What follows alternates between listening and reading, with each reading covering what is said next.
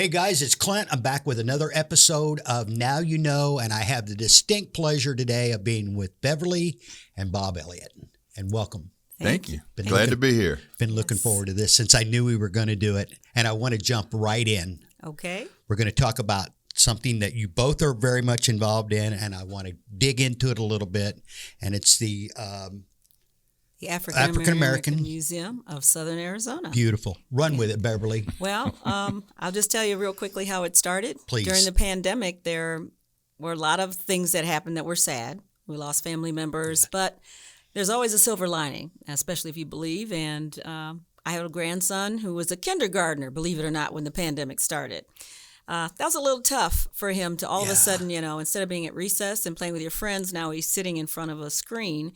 But by the time first grade rolled around, a year later, because they're still in the pandemic, they're still home, one of his first grade teacher gave the whole class an assignment to do a report on a famous African-American hero or shero. So in the meantime, I have no idea that our little grandson Jody is listening to me on our breaks, and I'm talking to my friends back in Michigan about the museum that I'm on advisory board for back there. So Jody continues to do his research. I think he looked at the normal icons, Martin Luther King, W.E.B. Du Bois, Booker T. Washington. Phyllis Wheatley, I think, is who he eventually did a report on, who was a famous poet. Well, I have to tell you, he continued to start writing this report, and all of a sudden he looks at me and he goes, a museum is where you find older things, right? And stories about older people. I said, yes. He said, well, you work for a museum back in Michigan, kind of. I said, yes. He said, well, where is the museum here that teaches me about African-American people? I said, well, Joe, that's a good question because I like going to museums. Yes. And I can tell you, I don't think there's one around here, but I know there used to be a couple people had collections, but let me check. So we checked with our friends back in Michigan who have connections with the Museum Association of America, the Smithsonian, and they come back and say, there's not a museum that's registered anywhere in the state of Arizona that says African American Museum. Really? Yeah. And this is coming from a 6-year-old. This is coming or 5-year-old. This is coming from a 7-year-old at the time. Right. Yeah, but he was going from 6 to 7, and he's been home with me most of the time, along with our daughter and her husband and her family. We kind of stayed in our bubble, right? And my husband. And so after I found that out, I went back and told him, I was like, Jody, I'm sorry to tell you, there's not a museum here. Well, his first inclination was to go, what? That can't be true, or maybe there just weren't any black people here, or weren't they doing anything? I was like, no, Jody, that is not the case. The case is probably what happens to most African-American families. We have them in a trunk, we have them in the garage, we have them in the basement, the attic, and we have stories in our head, but it's just there's no place you can go to find them. So he looks around, and he looks at me and goes, well, I think you should start a museum, Nanu, and I'll help you. So that's kind of how it started, and I started talking to my friends who are great mentors back in Michigan. They put me on all kind of webinars and told me which organizations I should sign up with to just do some research on, what does it take to start a museum. I am not a historian. I'm not a curator. I'm not a docent. So all those things that you hear about how people run a museum, that is not me. I'm a retired educator and a counselor, and that's been my focus for probably 35 years. So I had no experience on starting a museum. Yeah, but, this was during, Black History Month, which is February. Right. And so Bev and Jody come to me and say, we have this idea. What do you think about it? So they tell me. I said, all right, this is not an easy project. Right. You got to start like a blank page. You got to put the whole building together, the infrastructure, the corporate governance, everything else.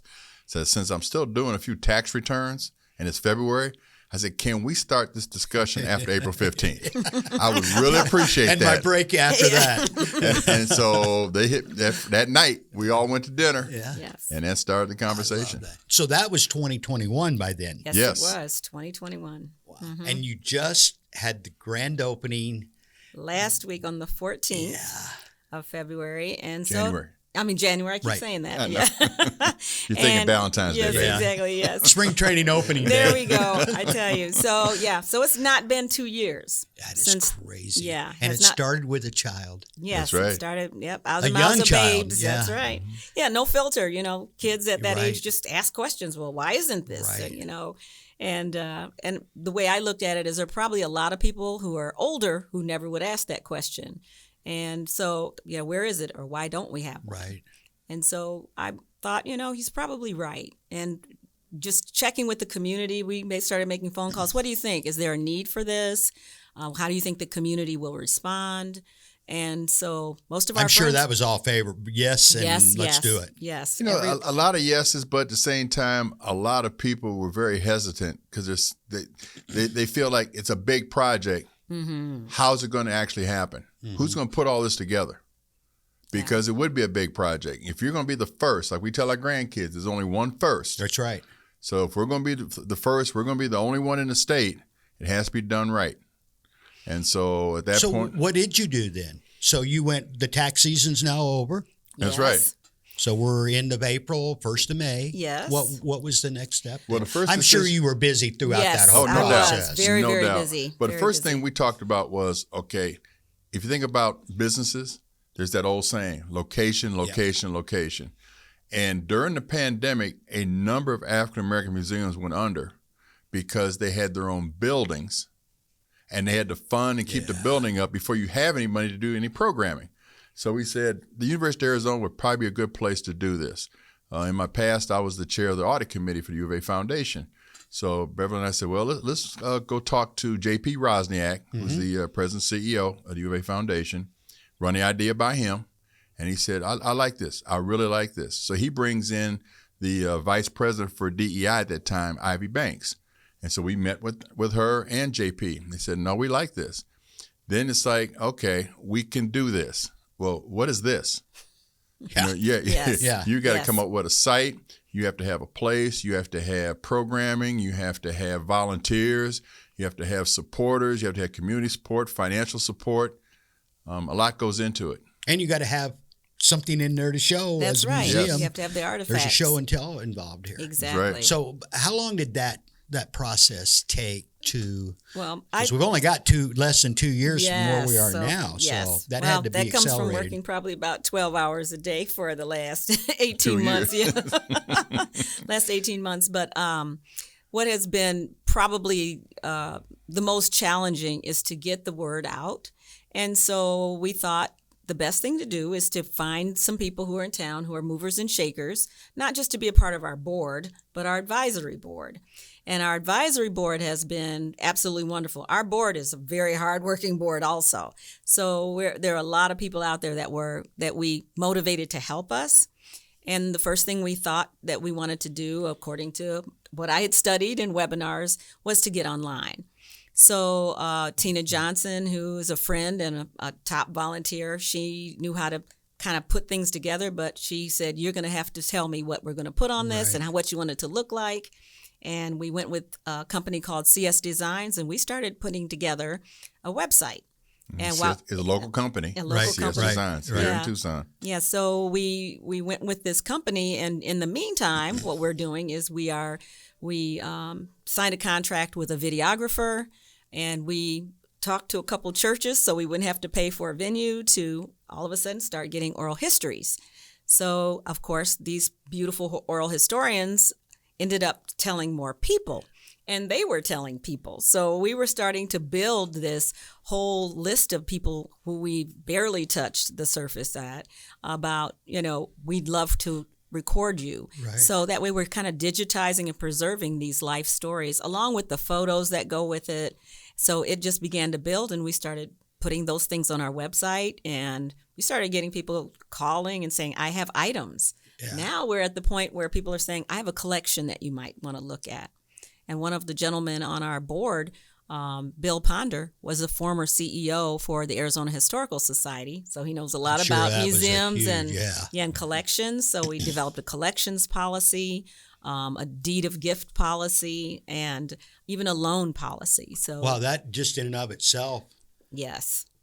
the effort that's gone in over the last 20 months or Yes. 24 months is Yes. like staggering. Yes. I know, having been a creator of a few items myself, businesses, it's so tough to take an idea, a concept, and a blank piece of paper and turn it into reality. But you had that grandmother force driving you behind you, so you had a motivator that a lot of people don't have when they're starting businesses and stuff. So, great grand opening.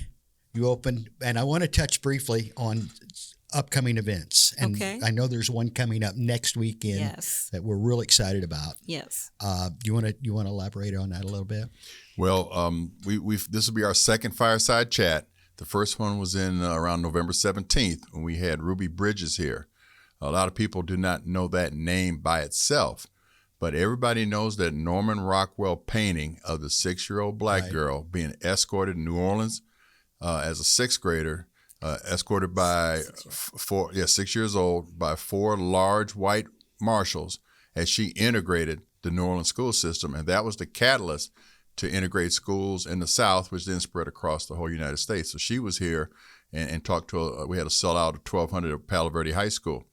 Our second one would be February 3rd, where my college coach's daughter, Stacy Snowden, Stacy's the only living heir of the Snowden family.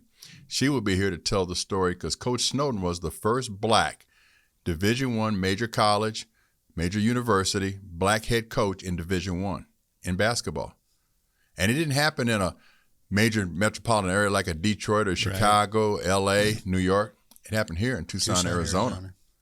And so she's going to tell her story, the family story, about leaving the Michigan area. He was the assistant coach at University of Michigan, coming out here, the things that they had to go through. Obviously, a lot of racism and a lot of death threats and everything else. But she can articulate that better. She's also going to present what they call a sizzle tape. So they're in the process of doing a documentary on Coach's life. And this is going to be a little 13-minute clip of it. This much I can tell you, Clint. The soundtrack, if you like Motown, man, he's from Detroit, And I do. then you're going to love the soundtrack. Yeah. We talked music before. That's right. And we have we're all the same era and a lot of the stuff. And I just became aware of it a couple of days ago. I was doing a little homework and research about what's going on. McHale is now 50 Awesome. years. Yes. In the next couple of weeks, you played. Not in that game. Not in that game? No. Now, Coach Snowden was hired. This is the 50th anniversary when Coach Snowden was hired. McHale, though. And so his first year here, he played the first half of the season in Bear Down Gym. Right. Second half over McHale. Now, when Coach Snowden came here, Bear Down only seated 3,000. Prior to his coming here, they averaged less than 1,000 people a game. Coach Snowden came, got the hype. They sold out Bear Down. Then in the middle of the season, without an established season ticket base, moved over to McHale and sold out 14,000 there also. And that's 50 years. 50 years this ago, coming, the opening of in the McHale. next couple of weeks. February 2nd. I didn't realize it. Is that right? I think it's February 2nd. That's my birthday, by the way. That's right. That's my birthday, and happy it's one of the big ones. That's right. And so February 2nd, they're going to honor the 50th anniversary of opening McHale. They're also going to one of my old teammates, Al Fleming, is going to be inducted into the Ring of Honor. And Al, unfortunately, passed away in 2003, 20 years ago. But his family members will be here to receive the recognition. Hey, just an aside, I saw a poll the other day or an article the other day.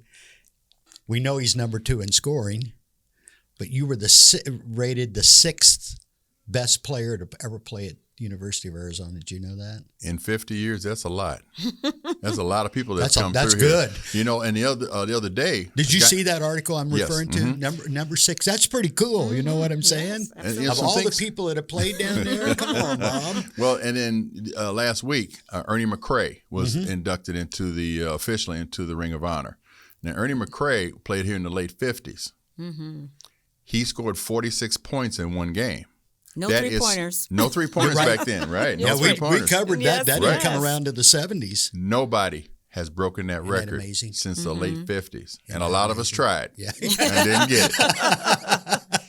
We wrote a lot of letters to make sure that the athletic department didn't forget about him as Right. well. Once the museum was up, we started writing letters just for different African American athletes that had been at the U of A or other people who'd been at the U of A as students that were the first, Right. that had not been recognized. So we're hoping, and the university has been amazing at saying, okay, you're right, we forgot about this person, and it's not necessarily the people who are running the university right now. So we're really excited that the university is starting to look back at history and recognizing some of the African Americans that are part of the American history, That's the quilt of the Right. American history, so to speak, at the university. Yeah, the athletic director, Dave Hickey, has been very supportive of all the different initiatives that we have. In particular, Bev can share that story about getting Fred Batiste into the Sports Hall of Fame. And this is something where divine intervention, yeah, no question. Yeah, there was the gentleman, Fred Batiste. I had been doing some research and found out, he was the first black athlete to ever letter at the U of A. And he, finished school, did all the things he was supposed to do, but we've never heard of him. He even broke records, and there's even some football record that still stands. So I ended up sending some emails to the Hall of Fame people at Rocky LaRose, and it was kind of interesting. She calls me back and says, hey, you know what? We're going to induct him into the U of A Athletic Hall of Fame. I was overjoyed. And she said, well, there's a problem. We don't know where the family is because they don't live here anymore. And I had a friend that I've probably known 30 years, and she lives in California. And she had mentioned that she had, come to Tucson a few times, and, she had family here years ago. And her name was Renee McDonald. Well, I never put anything together, but I thought, you know what? Her family used to be here years ago. Let me call and ask her. And I'd asked around town, and nobody knew. So I called and said, hey, Renee, give me a call back. I'm trying to find family of Fred Batiste. Maybe you know somebody. She calls me back crying. It's her father. Oh, yes. Yeah, you were right. Telling you. We were both crying on the phone. Oh, absolutely. I was so overjoyed and so excited for her. She was just absolutely in her world, knowing that the university was going to honor her dad, and she and her husband and her children showed up for that induction. Awesome. So I just felt like I might have had a small piece in that, Well, you but did. I just felt did, like yeah. what a beautiful thing that the museum and has kind of allowed us to do certain research on things, to bring things to fruition and bring it to the light, so to speak, so that people can say, oh, I didn't know that. And that's what we want people to say about the museum. I didn't know that. You mentioned earlier when the Snowden family came here 50 years ago. Right. I remember moving here. I've been here 35 years. And I don't remember exactly when it happened, but Arizona did not honor the Martin Luther King birthday until I think after I moved here is when it actually 96. became. Yes. Okay. It came in, it was. So it was definitely after that. I Yes. couldn't remember the exact year, and you cleared that up Yes. for me. In And 93. it cost the state of Arizona. absolutely. The Super Super Bowl, Bowl, 93, they said absolutely. no. Yeah, the Super Bowl of 93, I remember Stevie Wonder was supposed to come here and do a concert. He said, nope, not coming. Yeah. No Martin Luther King holiday, no Stevie Wonder. Yeah. And yet, to piggyback off something else you said, when you started your process making the phone calls, the community came together. And having been in this community now for over 20 years in the Tucson area, was in Phoenix prior to that. But this is a town that does come together. Especially if the cause is right or broad reaching. I've learned that over the 2 decades I've been here. Boy, you can rally a group of people in a pretty quick time if there's a common cause or a legitimate reason for us to come together. Well, I think it's the beauty of this area. We might have 1 million people in this metropolis, but there might as well be one stoplight at Broadway and Stone. I mean, it's just how we are. It's got a very homey, down home, small town feel to it. And I think that's what really differentiates Tucson from any other metropolitan area like a Phoenix. I think it's unique to itself. I don't know how you could, again, people that weren't born, I feel like this is my hometown. It's Right. not. My hometown's in Illinois. Right. But we were at lunch yesterday, David and I, with Craig Coulter. I don't know if you know Craig at the conversation was kind of almost that. Somebody mentioned a name. Well, I know him through, and it's like, well, how do you? What? It's because there's that small town feel in a big city, and it goes border to border. That's right. And I guarantee you, if we sat here and threw a few names around, we already have, but then one or two. It's the old Kevin Bacon. Yeah. Right. 6 degrees to That's Kevin. right. We're all That's there. right. That's right. That is so In cool. Tucson, my old broadcast partner for years was a guy named Dave Sitton, and Dave was very connected to the community. And Dave used to have a saying: if you yourself can't make the call to get to who you need, if you can't make one call to get to that person, Right. you're just not in the mix. You're not in the mix. You haven't 'Cause been that's here long enough. Yeah, that's Tucson. Yeah. That's how it is. I met him. Good dude. Oh, I'm telling you, that was my man. Yeah, we He's go a good back to dude. 1973. Is that right? Yeah, we Yeah, both well, I guess so. We graduated from high school. He was on the baseball team. I'm on the basketball team. We all stayed in Graham Hall. The basketball team was on the first floor, the baseball team on the second floor. And we always got together because back then nobody had TVs in the room. Right. You had to go down to the TV room. Everybody, had, in the dorm. Yeah. And we're all down there for Star Trek. That was it. Yeah, yeah. We'd all be down Friday nights, right? there. That's right. You know what? This has been a real pleasure. This has been. I told you since we started discussing this. Actually, probably maybe even October was that the first time You'd be right. that we discussed this, and then we knew we were going to do it after the holidays, and so this has always been like a red letter date, and when I knew it was happening, I'm like, I cannot wait to, and I'm thrilled that you guys invited me to be a part of what you're doing next week. Love you to have on the so panel. cool. We have Thank a panelist you of for community agreeing. people like yourself, and we'll have a panelist of former players I'm really that play looking for forward Coach to Snowden. that. That is So really, and really then cool. we'd be remiss to not at least give the website. Yes, please. www.aamsaz.org. So www.think of African American Museum, AAM, Southern Arizona, SAZ.org. And from there you can have access to different oral histories and different legacy stories and different events and how to contact us. And there's a little red button that says donate, and don't forget to see that one also. Don't hit that donate. Got to pay some We light certainly bills. appreciate it. Hey, Yes. I want to real quick. You mentioned a documentary or a movie or that's coming about Coach Snowden. Yes, Stacy is in the process of working with cannot wait to- a couple of outstanding producers and directors Cannot in Los wait to see Angeles, that. and she's putting together a documentary about her father.